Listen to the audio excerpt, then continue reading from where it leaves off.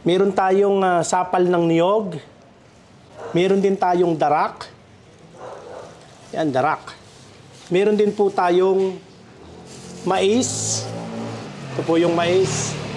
At syempre, meron din tayong hahaluan natin ng konting salt o asin. Konting-konti lang, konti lang.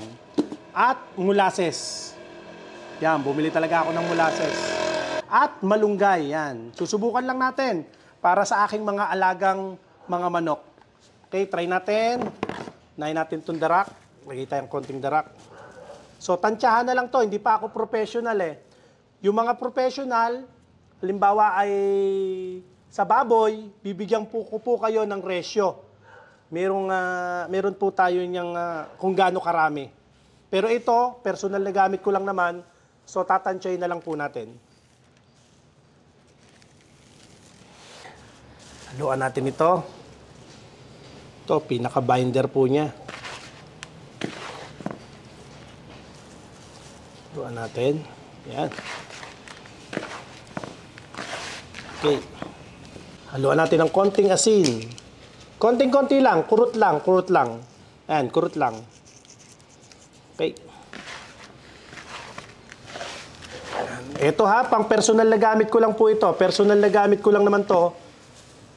So, pagka po bumili kayo sa akin ng pelletizer machine, ayan, kung baboy po ang aalagaan ninyo, bibigyan ko po kayo ng sapat na ratio kung gaano po karami. Pero ito, akin lang naman to, personal na gamit, kaya tatry ko lang din po. Lagyan natin ito, malunggay. Yan, malunggay oh.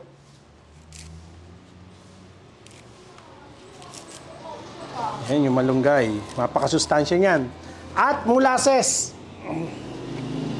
Lagyan natin ng molasses. Napakabango. Parang gusto kong tikman ah. Yan yung molasses po natin. Konti pa. Yan.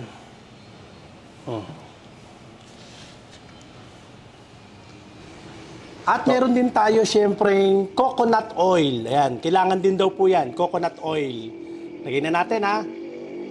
Yan ang ating coconut oil. Okay. Shake na natin. Tingnan natin kung magiging pellet na to. Hindi, dagdag pa. Okay.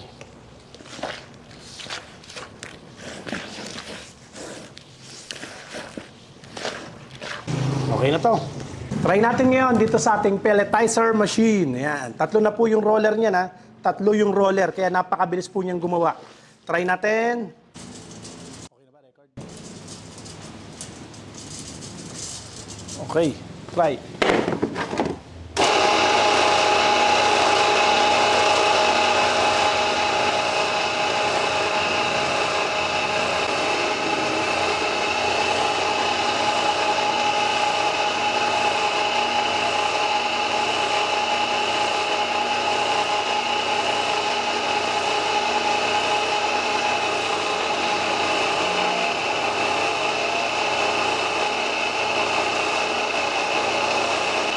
Tingnan nyo, oh, saktong-sakto yung pellet po niya.